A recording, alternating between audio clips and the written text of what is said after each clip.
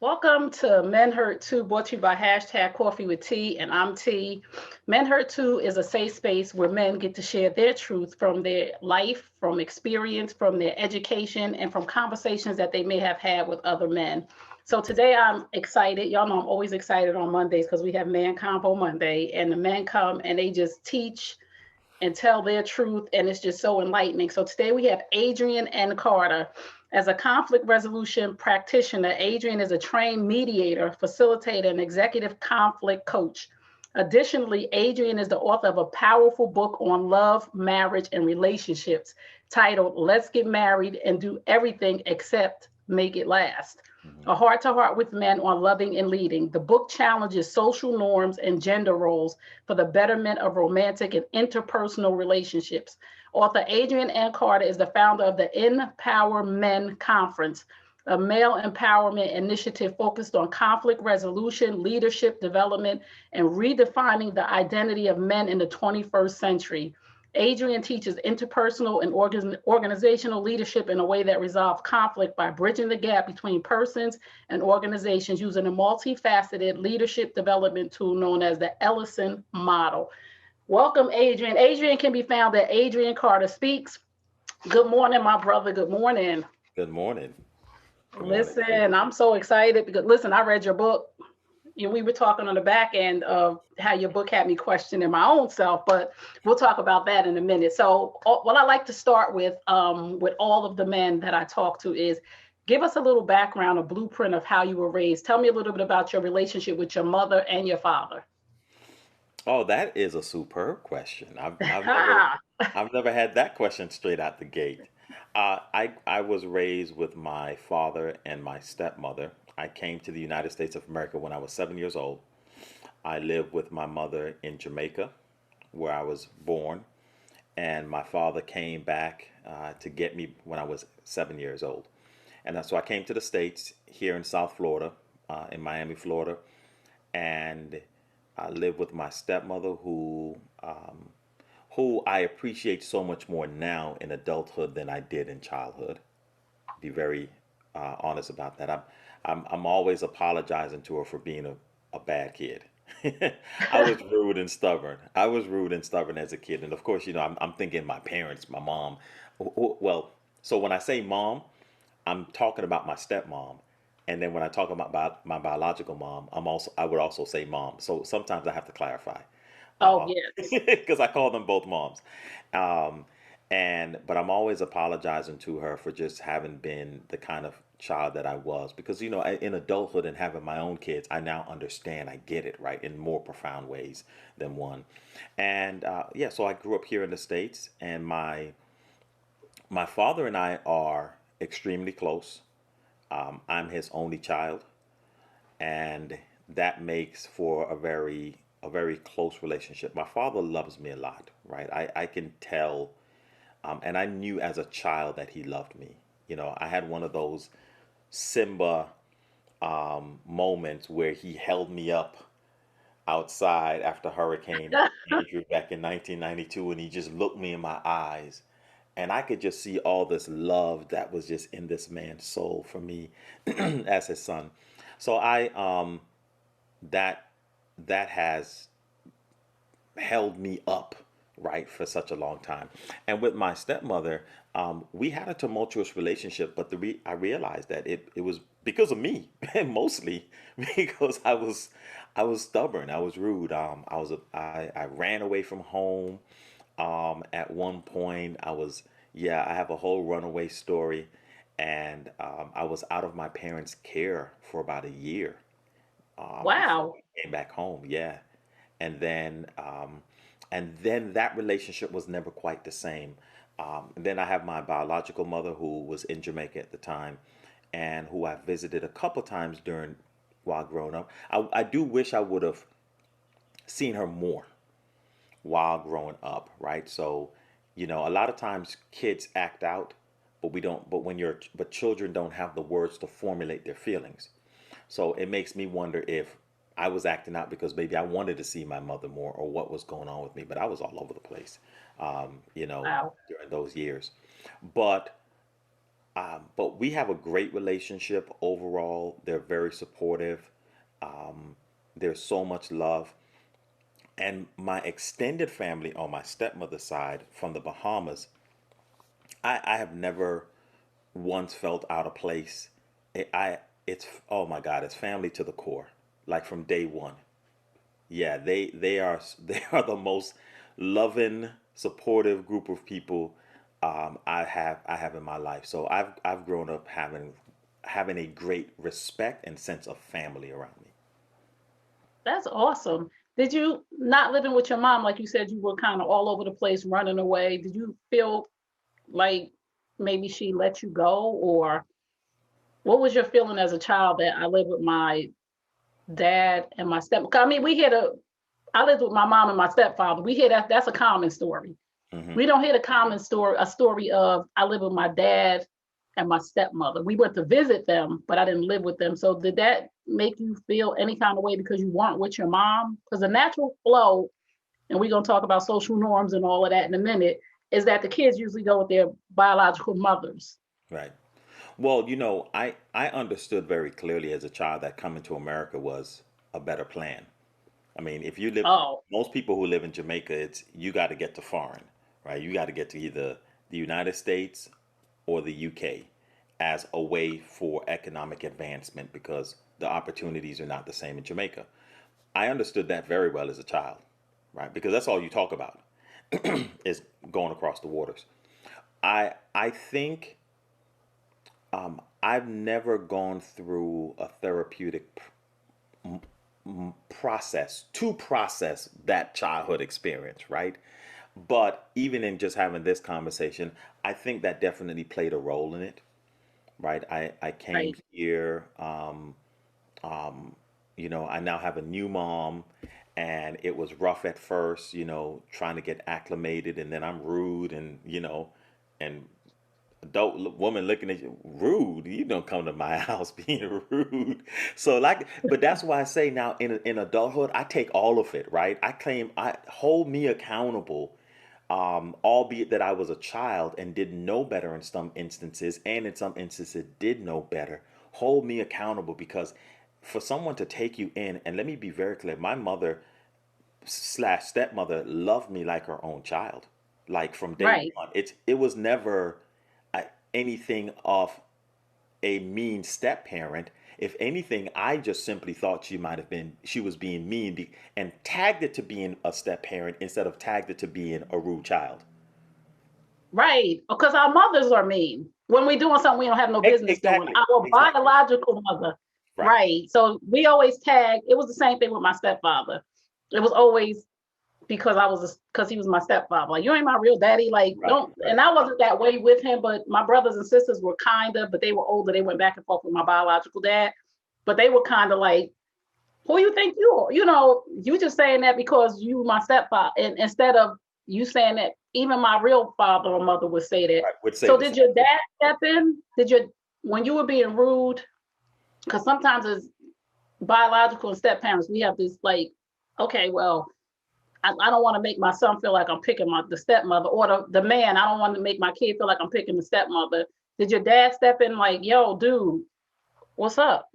No, no, my dad rode with my mom all the way. Oh, okay, that's good. It wasn't he wasn't on my side. My dad was like, you need to straighten up.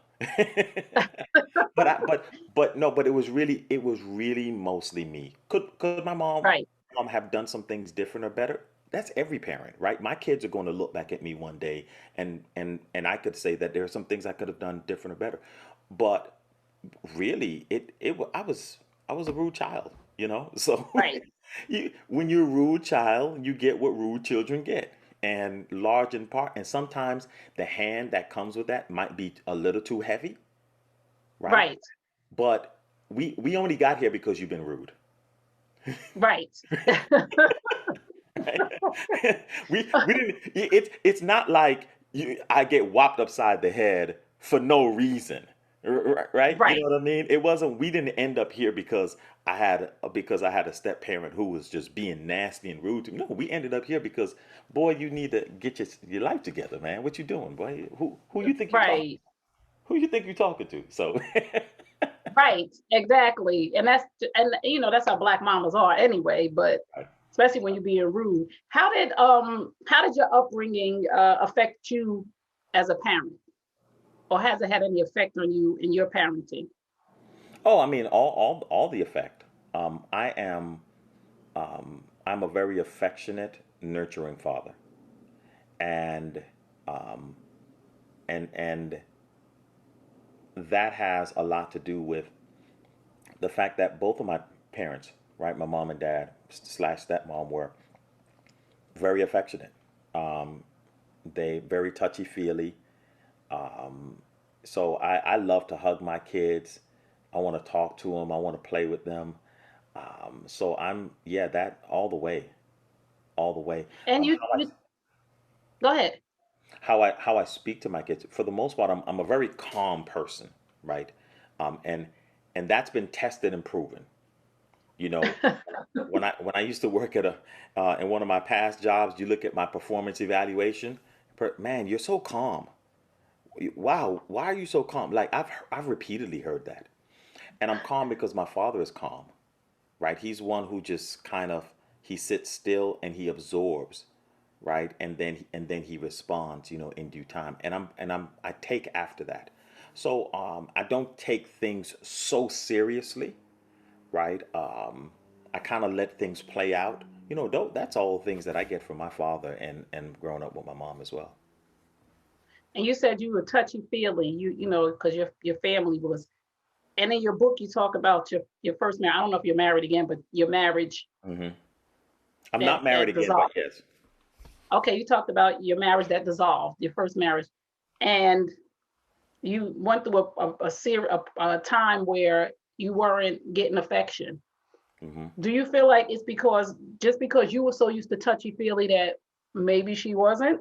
Oh, Like, how does absolutely. that dynamic affect you with personal relationships? Because everybody don't want to be touched. I'm from a touchy family too, but I've met people like, don't Yeah, hug yeah, me. I'm yeah. like, I'm no. I'm I'm from um, my love language um, slash what I call communication language is touch. So to not have that physical interaction, oh, it feels like I'm dying almost. I feel like a flower that's just not getting watered and just shriveling up. You know what I mean? Yeah. Oh, And it's not. I think the mishap was they mistook it for being sexual, and it was nothing of the kind, right? This was not about being sexual. This was about hugs and kisses and leaning on me um and and hopping jumping on top of me, right? This was about yes. this is about walking by and just touching a part of your body to just even if saying excuse me or hey babe I need to get past you, right? There's something that can be affectionate about even that exchange. So it's nothing to do with being sexual at all. But yeah, that is it feels like you're dying. I'm gonna be honest with you. You feel like you're being wrung out. Like what's in you is like being squeezed out because that's how you communicate. That's how you exchange in the world. Right. Wow. So listen, if you just tuned in, you're tuned into Men Hurt Too, brought to you by hashtag Coffee with Tea. I'm your girl Trey Kearney. I'm here with Adrian Carter, and we're talking about, a lot of times on my platform, I don't talk about relationships like with men, like because I hear so many relationship things and people just want to tear men apart. Men cheat. Why men cheat? Well, I don't. Those are not the kind of conversations that I like to have on this platform. I just like men to come and share. But your book was so eye opening when it comes to relationships and just your accountability, your authenticity, and your transparency. I feel like this is a safe place for you to share about relationships because you were just really honest in the book. So being faithful. In part of your book, you said being faithful, and you said don't cheat. Right. Is it really just that simple? Yeah, yeah, but it is right to a certain extent, but it's the why I say it, right? Right. Yeah. It's the Come why I on. say it. I don't say it for the wrong and right of it. I say it because of the power dynamics of it. Because a lot of times what happens in relationships is, and this may be more of just my personal observation, more so than my research observation, that it's really a position of power with women when you cheat, because it's as if that overrides all of what they've done, right? All of Oh, the factors that has impacted the man in the relationship. So she can be list whatever you want to list that works against the success of the relationship, his emotions, and his trust. But those are things that we don't, that I think we take for granted when it comes to men, right? And those are almost questions we don't even ask, because there's only one party in the relationship that's allowed to be emotional, right? The emotional space is given to the woman. So we're not going to question how the man feels, his emotional health, what stressors he's under. In fact, his in fact, the definition of masculinity or manhood becomes his ability to manage stress and to not be emotional, and to not feel right the same way she does. And so she can work. I mean, the and I'm gonna go Bible for a moment here, where the scripture says that a contentious woman, right, she works to destroy her house. So in the process of destroying her house, if he decides that I'm now going to step out of the relationship as a way to find reprieve in another, to find comfort in another woman, oh, all bets are off now, because you done stepped out, and everything that she's done to aid and abet in the destroying of her own house is now overlooked because you cheated. So right. I'm admonishing men, don't do it simply because you lose the position of power when you do. Now, Right. right, we could talk about it being wrong, but the reason why I don't talk about it being wrong is because we usually talk about it being wrong as in more wrong than the hands that she used as a contentious woman to destroy her own house. Mm. Right? So Ladies, I it hope y'all got a pen and y'all writing this down.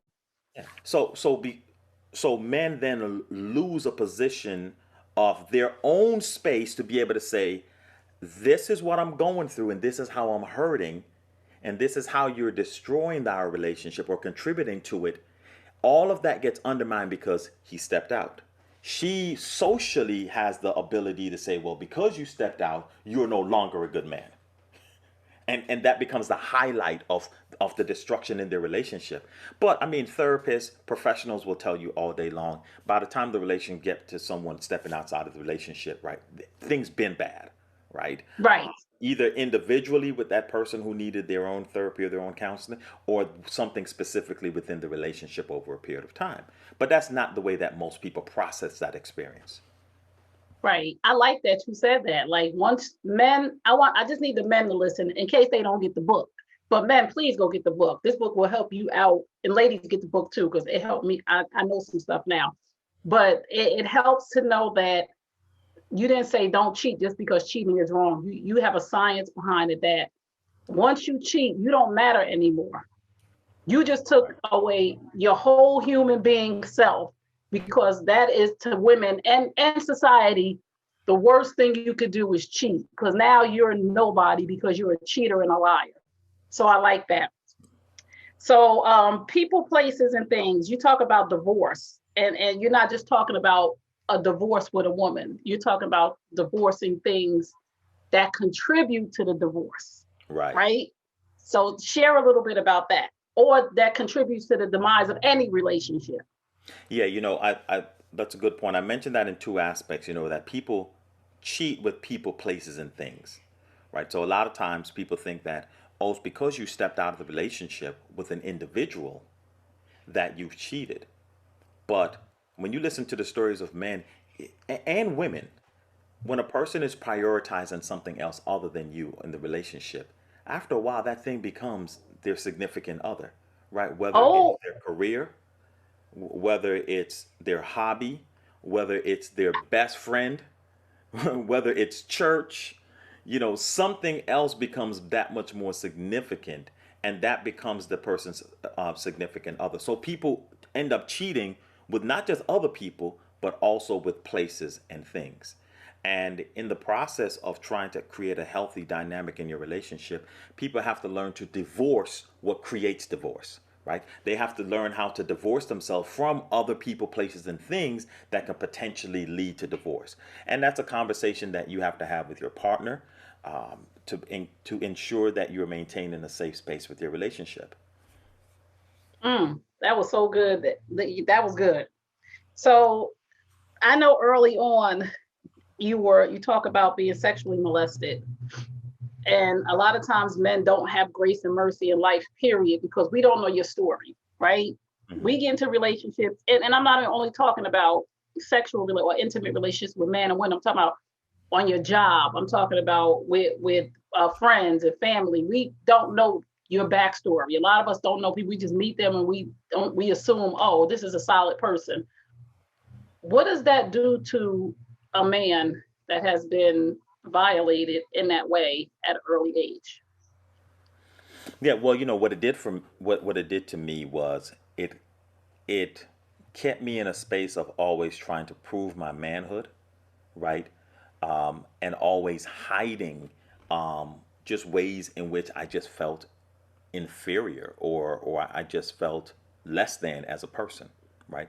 Um, because it's this truth about yourself that only you know or very few people know, and it's almost like you feel like damaged goods, but nobody knows, so you try to hide that part of your packaging that's all dent up in the back, right? So you you don't want people to see you and overlook you on the shelf, and so I did a lot of posturing, if you will. I did a lot of just not knowing how to be my authentic self, right? Because I felt broken on the inside in a lot of ways.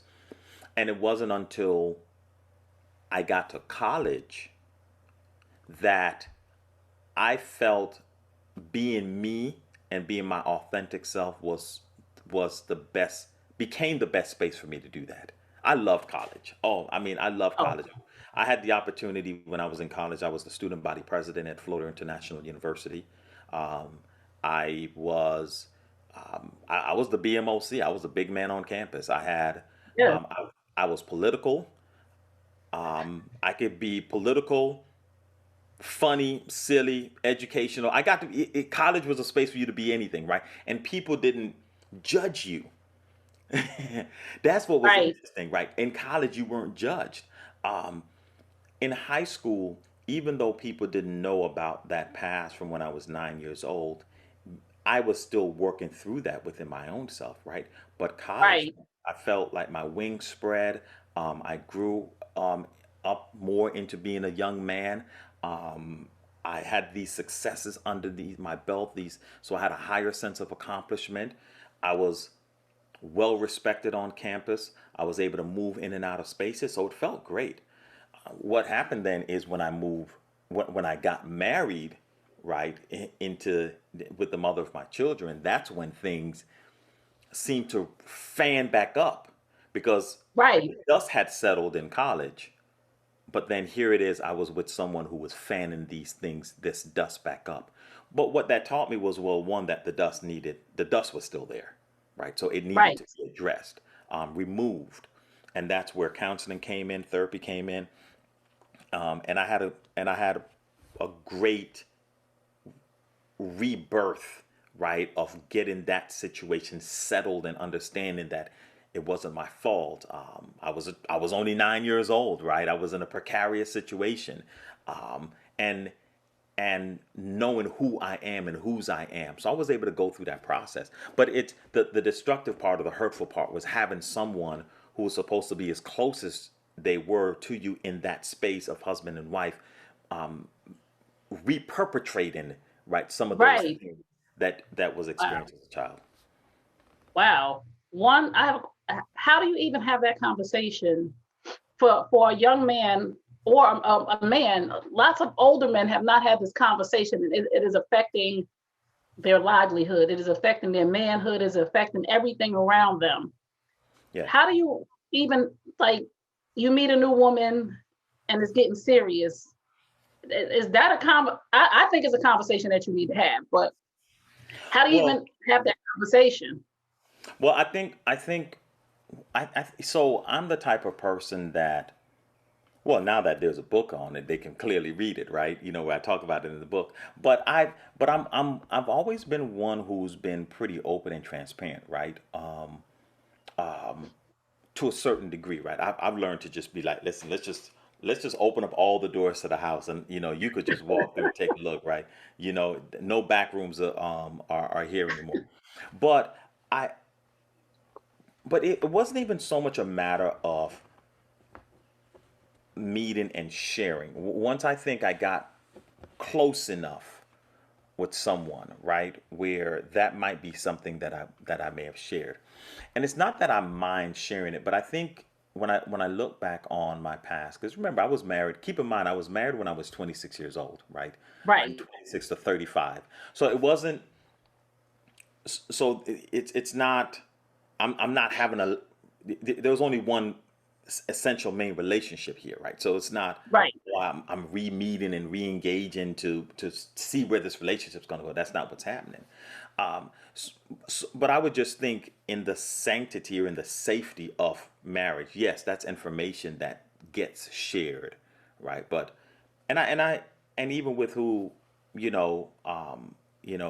I'm dating and it becomes serious, then yeah, that gets shared. It's not to me anything that I'm apprehensive about sharing. But where I have come to is I could say that I don't feel as if it's necessary to share, right? right, If that topic gets broached, if it's something that I talk about on stage like this in an interview, then it comes up, it comes up. But I don't think, but right. I'm no longer in a space where, hey, this happened to me and dot dot dot dot dot. Not because I feel any way about it, but it's because I no longer feel any way about it. That's good because you work through it. I've worked So, through it. lady, you work through it. I love that. So I just need women to understand that certain things are going to come up when you get to a place of a certain connection. But when people work through things, they really don't have to discuss it. But if you have to be mindful that some men have and women have not worked through their stuff, and it shows up in the relationship because they're hiding it. Like I talked about when we were on Dr. Boyce's panel that I committed adultery, so my marriage dissolved. Because I could talk about it now because I'm not that person. But I mean, I don't bring it up I'm not dating right now. But when I date, I'm not just gonna be like, oh, I committed adultery. Right, right, right. But if it's necessary for it to come up because I've passed that stage in my life. So that was some good stuff. I just need women to understand that sometimes it's not coming up because the man is not lying, because he's worked through it and he just doesn't feel like it's necessary to talk about it because it's not a pain point anymore. Right. So is it like once you've gone through, and this is just because I want people, women and men to in the world to understand how men hurt too. That's the name of the podcast, Men Hurt Too. Mhm. When you've gone through these things in life, molestation, you get trust somebody and they fan the flames, you've been betrayed, you didn't live with your mom. How do we deal with these components of a man that has been through all of this without shaming him? And how are Well, you comfortable sharing? yeah. Well, I think I think people have to make sure that they are really aligned as individuals as they get into a relationship. Because two things happen at once.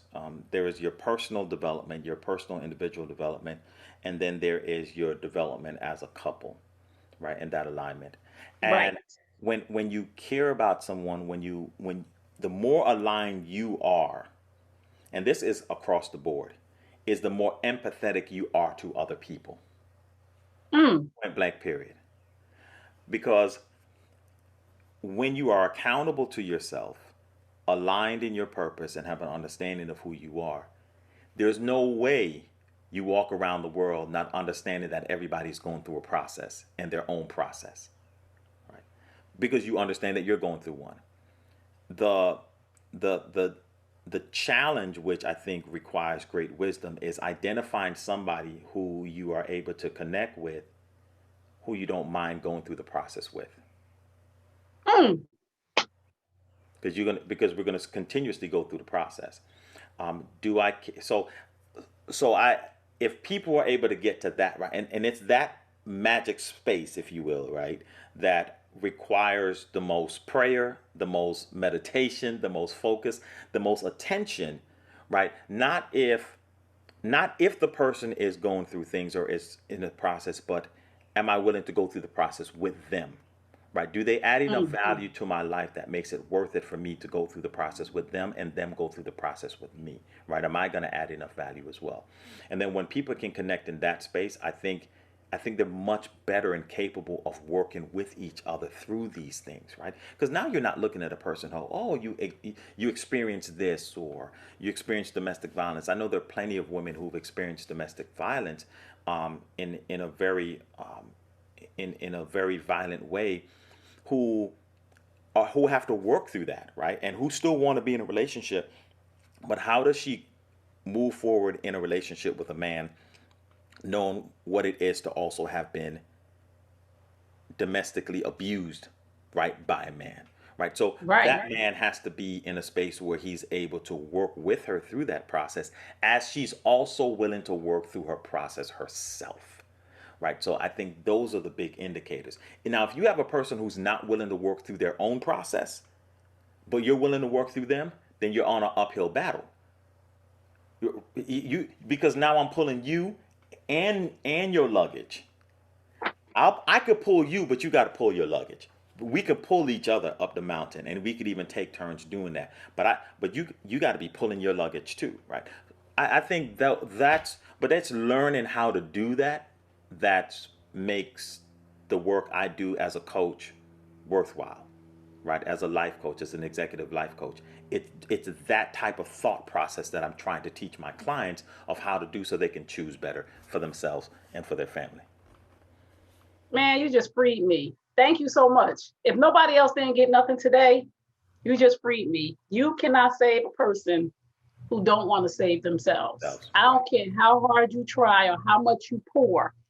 If they're not trying to seal that crack, it ain't gonna work. So thank Right. you so much. I just love you for that. You just gave me like a whole aha moment. So in your book, oh, and if you don't know, we're here with Mr. Adrian and Carter, and this is his book. I got all these tabs in here. I'm sorry, it looks crazy, but this is his book. It's Let's Get Married and Do Everything Except Make It Last. It is a wonderful book about men. And in your book, you talk about social norms and gender roles, right? So when I was reading the book, I was saying to myself, I'm an old fashioned girl. You know, I believe a man's supposed to take care of the house. He's the head of the household. He's supposed to pay the bills, not red bottoms and pocketbooks and fur coats. If I want that, that's the one me. But he's supposed to be able to have the bare necessities: food, water, shelter, car, insurance, stuff that he's supposed to have on his own.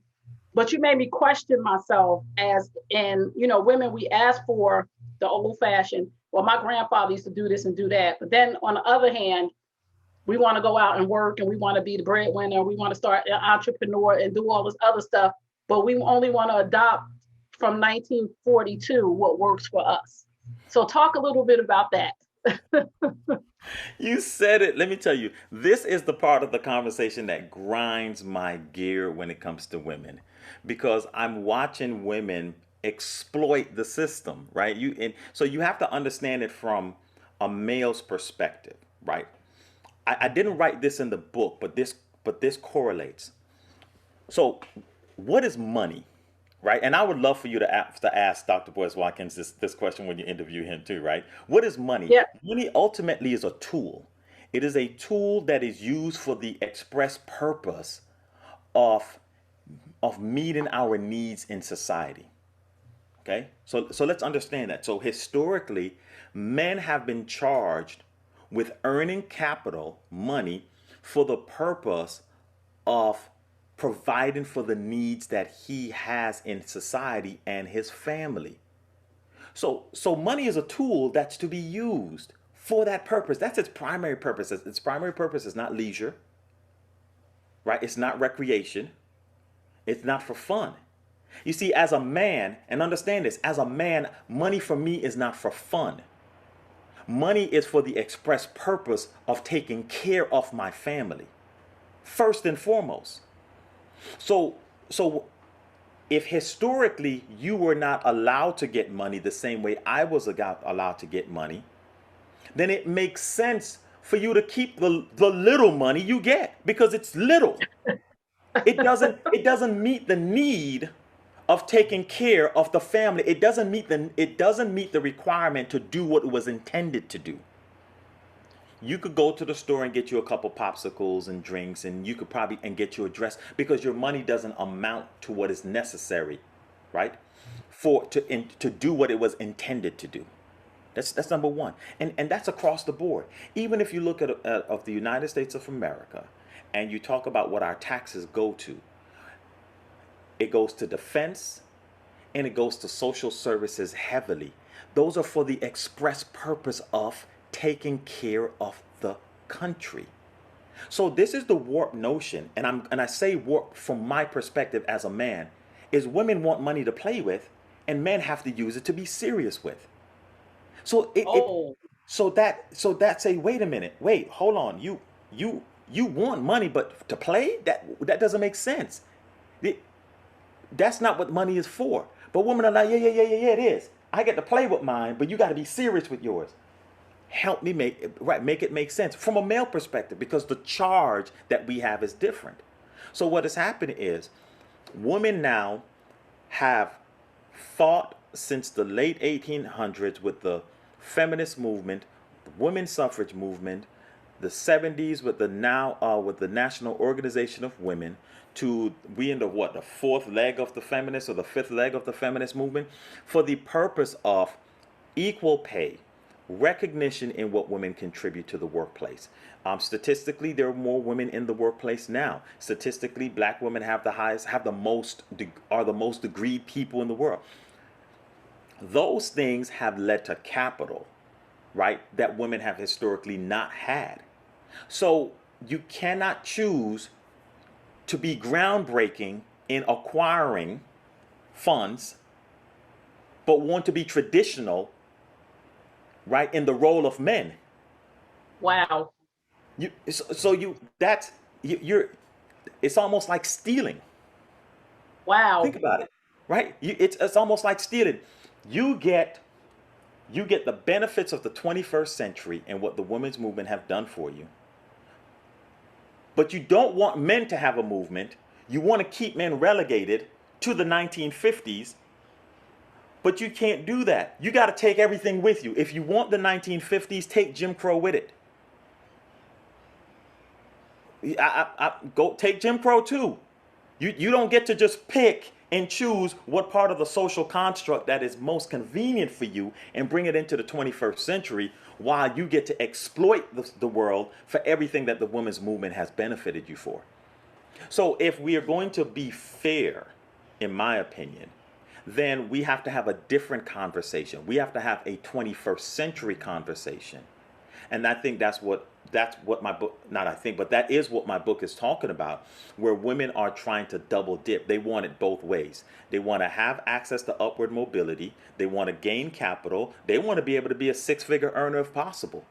But they also want to hold men relegated to, well, because you are the man, you're supposed to do these things based on history and tradition.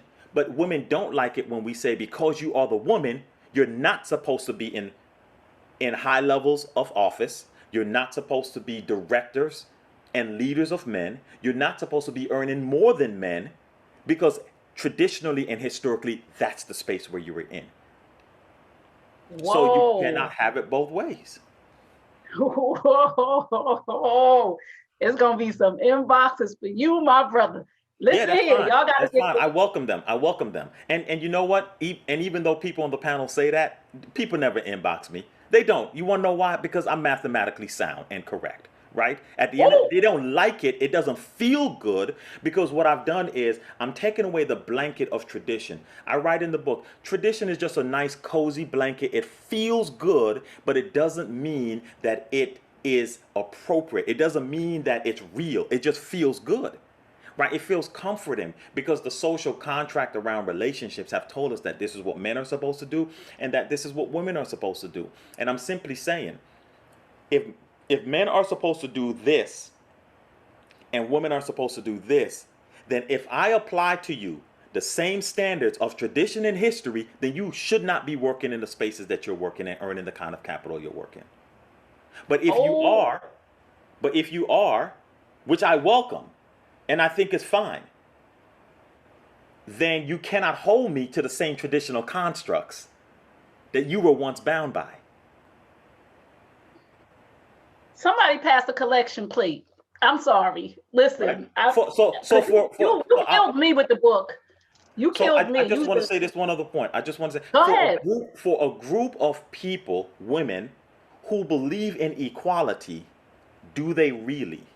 Because you don't really believe in equality. You more believe in the advancement of women, even if it means to the expense of men. Because if you believed in equality, then your conversation would not be about, well, the man is supposed to do these things, traditional, historic, while I get to do these things. No, well, traditional and historic, you shouldn't be even workplace. How about you go home? Because Oh, you're taking jobs from men that would have these that would have jobs to take care of their family, but instead you're in that space. wow. And I just want to say this to everybody that's listening. Adrian is not saying that he believes that women are supposed to be barefoot and pregnant and in the kitchen. He's saying if we want to be out in workplaces and we want to change things traditionally on our end, we have to change things traditionally on the man's end. We can't expect men to do stuff when we're asking for this to change for us, but asking for this to stay the same with them. To say that a woman is making six figures and expects a man who is bringing home a minimal wage to still be responsible for things and doing the things, but we're saying I'm out in the world, I'm working, I'm too tired to come home and have sex, I'm too tired to cook, I'm too tired to clean, when traditionally that's what we were looking at. And now traditionally we want it to change for us, but traditionally we don't want it to change for the Change for men. men. That's what he's Right. saying. So I don't Absolutely. want anybody to think that he's saying, oh, women ain't supposed to be in corporate. He's just making a point, just in case you just came in. I want to make sure y'all understand that. You could clarify for them, Trey. I appreciate it. I don't clarify anymore. I just got to clarify because I want them to go get the book to understand that you're not a male chauvinist, because people will be like, oh, did you hear what he said? I just want them to understand that I if you're old appreciate it. fashioned, if you're old fashioned, you're old fashioned. You can't be old fashioned and new fashioned at the Right. Be same old time. fashioned all the way. And if you All want to the be way. if you want to be old fashioned all the way, I got you. I got you. But we gonna live under my salary. We gonna live where I choose for us to live, and that's gonna be our life. Now, Got you. if you say, and this is what and what I actually believe is is where we currently are. If Trey, you say, no, I'm a brilliant woman. I have thoughts. I'm creative. I have something that I could add to this world. I'm gonna say, you're damn right. You do. You will be foolish to stay in this home and not give the world the best of what you have. You should be aligned and walking in purpose and purpose filled. Okay, now if that alignment and that purpose filled leads you to $120,000 salary, and for the person who went to, and I could talk about educators because I'm also one. If you want to talk about someone who also loved the kids and happens to work as a teacher, and they teach high school math, and they only command a $50,000-$60,000 salary, it doesn't now become, well, because you're the man, you're not good enough because you don't make enough money. And it doesn't become, because you're the man, well, you're still responsible for taking care of all of these things while you have your $120,000 salary and he has his $50,000 salary. And all of a sudden, it becomes a problem in the relationship because she's the breadwinner. And that's what I'm saying. You can't have it both ways. Ultimately, the money as a tool is supposed to be used for the express purpose of taking care of family. That's why we make the money. Wow. I love this. And you said, and we were talking behind back in our little private talk before we started. And like I said, the book just had me thinking. Like I was like, wait a minute, do I want to do this or do I want to do that? Because traditionally, I watched this in my home. My stepfather, my mother served my stepfather his food when he came home from work. He was a police officer. She cleaned and cooked. She didn't work. She had a couple of little jobs, just a couple of little jobs. I think she worked at Revlon one time. I think she sold Avon, something like that. But he took care of everything, and that's what I saw. So I was questioning myself, like, is this really traditional, or was that their thing? You know what I'm saying? Because was that just their individual thing while my other aunts were somewhere working and helping in the house? Because we live what we learn. We live from Right. unfortunately, sometimes from our parents' experiences. But you said mothers who have boys, and I have three sons, 26, 21, and 11. And the book hit me. And you said most of the time, women who have sons, the book kind of sort of resonates more with them. Why do you think that is so? Oh, because the book reveals the ways in which men can be and are taken advantage of. And I think deep down, it ain't even that deep down. Women know when they read the book that I'm telling the truth, right? I out of all the people who've read the book, I've had only like two women who were like, "This is baloney. Oh my God, I can't believe you wrote this." The vast majority of women have been like, "Wow, okay, no arguments here. I can't argue with you. Right? You make good sense. You're right. But what the challenge is, how do you take this information from the book and now begin to work it into your life? And I think that becomes a much longer process, right? Because the intent of the book is to let me move these lens, right? Let me move the lens for you and show you the social construct of gender roles and social norms, and now let you go through this own process on your own. So when women who have sons read it, they see the vulnerability of men. They see the possibility of victimization for men. And women know how other women can be. Right? Ain't nothing like when you have a good woman on your side, she be the main one telling you to stay away from her. Right? Right. She's up to something. Right? And I've learned that a lot of times when that's happened, I've come to understand that that's not an indictment on me, because before I used to feel like I'm not trying to do nothing, and oh, you got to stay away from her. I don't trust when you talk. What you talking about? I'm not doing anything. But I've come to learn like that wasn't an indictment on me. That's women knowing how other women are. So when Boom. women read the book, they're like, "You're right," because that's how women can be. So women with sons, in their protective nature, are saying, "You know what? I have to protect my son because Adrian, you're right. I know that this is how women can be," and so it resonates with them. It really does, because that's how I feel about my boys. Don't be using my son, and don't be Right. putting your hands on my son, and don't Right. be talking Right. to my son crazy, because he's a human being too. And, Right. and you're right, it resonated with me because I was like, because I do have boys. Like, I don't want nobody to be using him and she doing this and doing that. So that makes a lot of sense. And like I said, women, this is not to take us back. This is just to have an eye-opening conversation.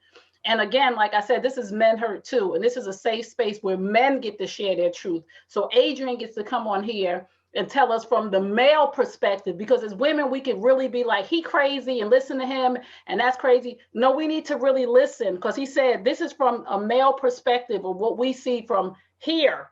Y'all are looking from the women's perspective. From the men perspective, we see this. You want your cake and eat it too. You want a six-figure Right. job. You want me to buy you red bottoms, and I got a $50,000 job. And when your girlfriend start flaunting their Louis Vuitton bag, and I can't get you one, you mad at me. But you can't have it both ways. So Well, this is good. Go this ahead. is the thing to also keep in mind, that the reason why I take the position I do is specifically for black people and black families. Okay, the average income for black men and black women is around 42,000, 44,000 to $38,000. We're in that range. The average income across Americans is around $55,000. 64% of most Americans who are married have a two household income. The way the United States of America is set up, large in part, is that you have to have a two household income. Okay? So Yep. we can talk about tradition in the 50s as much as we want, right? As a construct that works well for women. And I write in the book, why don't you choose the 1800s? Why the 1950s, right? Why don't you Right. choose something else? The reason you choose that is because it's the most advantageous time for how men and women were situated when it came to economics. However, when we look at that time frame, none of this was ever written for black people. This was written for white men and white women, middle class and upper middle class, to live this particular lifestyle. I like the movie by Viola Davis, The Help, because to me that is very indicative of the state of black men and women during that time. And the other movie, Fences, with Denzel Washington and Viola Davis, again shows the male side, right, of a man going out to work, bringing home the money. He gives it to the wife. She manages the finances in the home, but you don't see women working and making a whole lot of capital.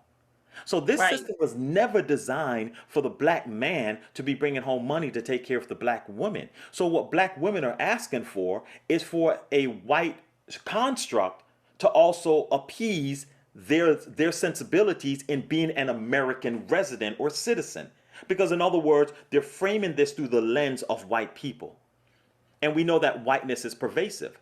So, what black people are trying to do is live a white life that was never intended for them. And we are undermining our own black community by trying to live by white standards when our dollar to dollar ratio is like 1 to 50,000. Right? Like we don't have the same capital white people have, but that you're trying to live the life white people have. The best Mm. opportunity that black people have is for us to put our resources together, and we need to focus on character as individuals and being better people to one another, and instead of making the finance the center of the relationship. And when we do that, we can build something together, and our family nucleus is able to remain intact. Then we can begin to pass money on to our children. Listen, the way that this world is set up in these United States of America is that if it costs $3 to get in, the black man has $1.50, or if he has $1.25, and the black woman has $1, and she's mad that black man got more money, but he's looking at it like, I don't have that much more money. Together we only got $2.50, so we both don't have enough to get in. We're better off working together and finding a way to get the extra 50 cents. But we keep Mm. on trying to hold each other down based on constructs that were never intended for our livelihood. We have to create a different framework if we want to be successful. Woo-wee! How can someone get the book? All right, Adrian, we got 4 minutes. Listen, you didn't just drop the mic. I mean, listen, I've enjoyed this interview so much. Like, your book, again, if you just tuned in, you need to get this book by Adrian and Carter. Let's Get Married and Do Everything Except Make It Last. It has some wonderful, wonderful points in here. It is a great book. It'll really make you think, not only as a man, but as a woman. It will give us insight on the mind of a man. And that's why we're here. Men hurt too. And men have been through some things, and the system is not designed to work for them, especially black men.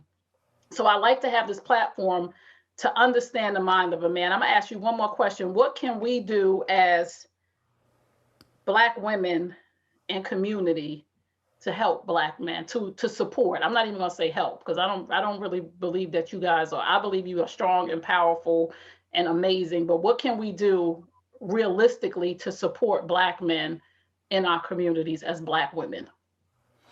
I think black women, I think first and foremost, keep in mind that we are two peas in the same pod.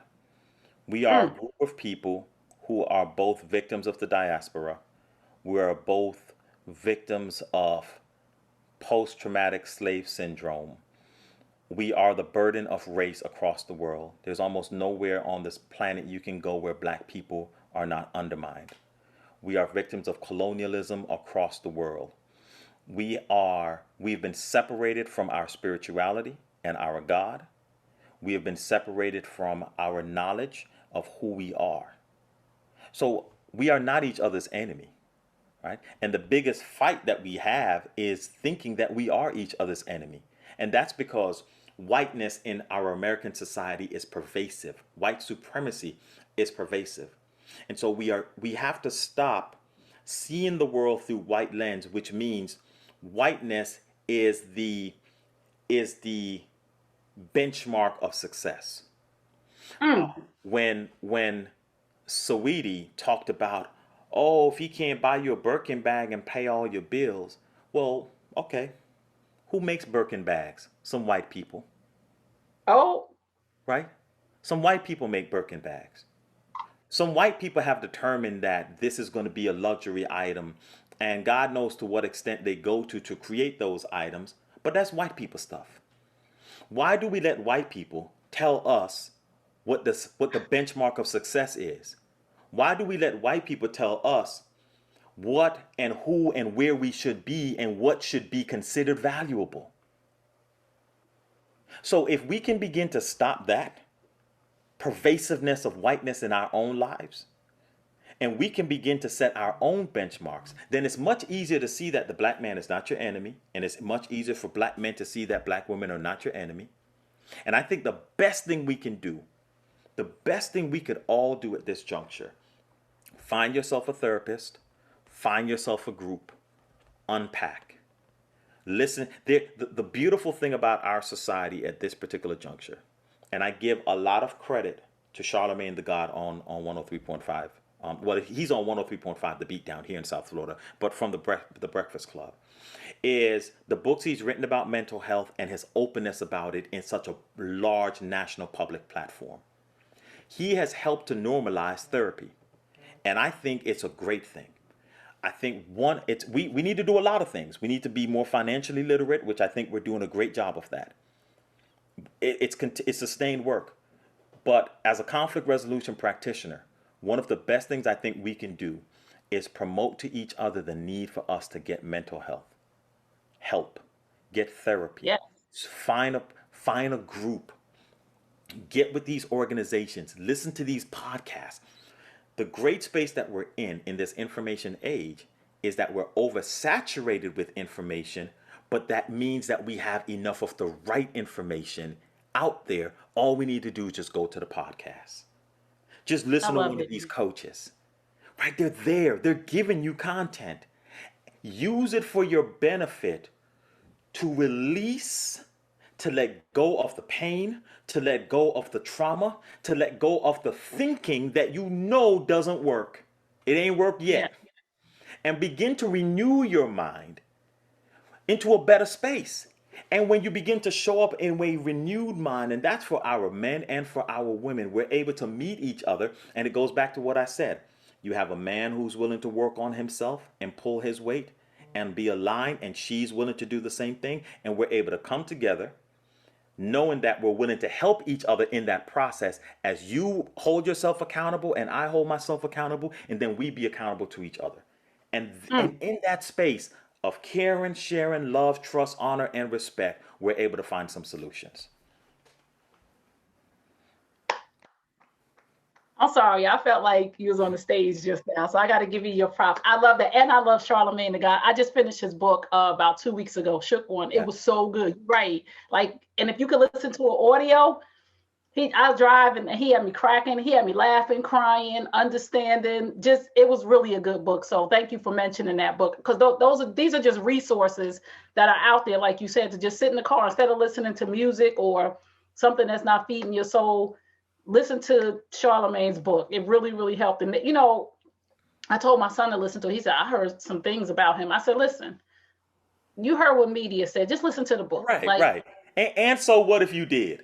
right. I'm like, oh wait, listen to the book. Yeah. That's our problem too. Like, I don't want it, that person that just listen to the book. And I told everybody that I could tell, you gotta listen to this book, because his wife, me and Mook, we friends in my mind now.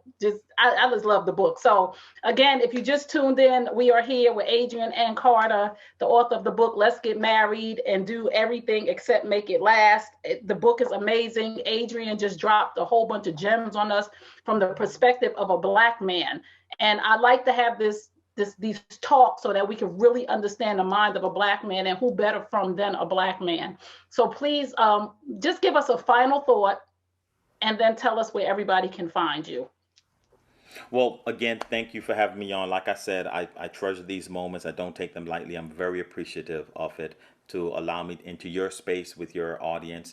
I would just say, continue to rethink what we think we know. My god sister put up a quote on her Facebook that says, learning is education, unlearning is elevation.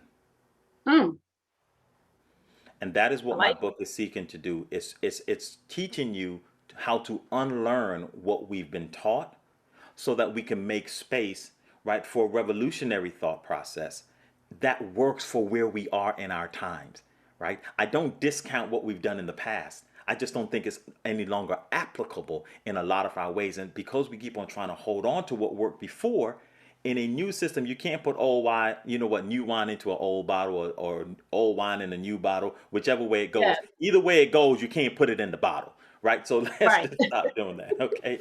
Uh, Again, I'm Adrian Carter. You can follow me on all social media platforms at Adrian Carter Speaks. I'm on Clubhouse at Dr. Carter Speaks.